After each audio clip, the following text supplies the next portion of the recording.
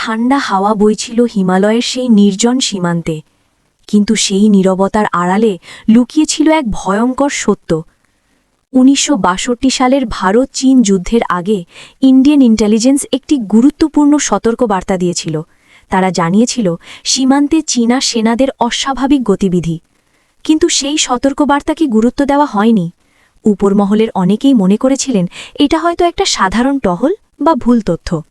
দিন কেটে যাচ্ছিল, আর চীনা বাহিনী নিঃশব্দে নিজেদের অবস্থান শক্ত করে তুলছিল। পাহাড়ের গায়ে গোপনে তৈরি হচ্ছিল বাংকার, জমা হচ্ছিল অস্ত্র, আর পরিকল্পনা হচ্ছিল এক আকস্মিক আক্রমণের। তারপর এক সকালে সবকিছু বদলে গেল। হঠাৎ করেই শুরু হলো চীনের পূর্ণ মাত্রার হামলা।